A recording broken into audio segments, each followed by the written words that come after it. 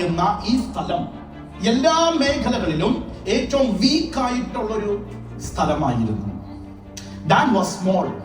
മറ്റ് ഇസ്രായേൽ ഗോത്രങ്ങളെ അപേക്ഷിച്ച് നോക്കിയാൽ ഈ ഒരു ഗോത്രത്തെ പലരും തള്ളിക്കളഞ്ഞ ഒരു ഗോത്രമായി. പലരും പറഞ്ഞു അധികം ബലമൊന്നുമില്ല, കഴിവുകളൊന്നുമില്ല എന്ന് തള്ളിക്കളഞ്ഞ് മാറ്റി നിർത്തിയ ഒരു ഗോത്രം.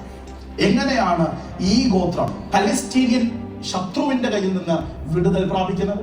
പക്ഷെ ദൈവം പറയുകയാണ്, you don't see the way I see you, you see the way people see you. But the moment you change your perspective and say, Lord, open my eyes so that I can see myself the way you see me, my purpose will be clear. എന്താ സംഭവിക്കുന്നത് നോക്കി. Than എന്ന് പറയുന്ന ഈ വളരെ ചെറിയ ബലഹീനമായിരിക്കുന്ന ഗോത്രത്തിനകത്ത് നിന്ന് ദൈവം ശിംശോനെ പുറത്തെടുക്കുകയാണ്. ദൈവം അനുഗ്രഹിച്ച ഒരുവനെ, ദൈവികമായ വളർച്ച അനുഭവിച്ചവൻ, അവന്റെ വളർച്ചയുടെ ഓരോ ഘട്ടങ്ങളിലും ദൈവം കൂടെയുണ്ട്. അത് മാത്രമല്ല, ഹൃദയത്തിൽ പരിശുദ്ധാത്മാവ് അവന്റെ ഹൃദയത്തെ ചലിപ്പിക്കുകയാണ്. അങ്ങനെ ഒരാള് നോക്കി അടുത്ത വാക്യം പറയുന്നത്, അവൻ പലസ്തീനിയൻ ഗ്രൗണ്ടിൽ എല്ലാ ബൗണ്ടറിയെയും ബ്രേക്ക് ചെയ്ത്, എല്ലാ ടെറിട്ടോറിയൽ ബോർഡേഴ്സിനെയും ബ്രേക്ക് ചെയ്ത് അവൻ ആ എനിമി ക്യാമ്പിൽ ചെല്ലുകയാണ്.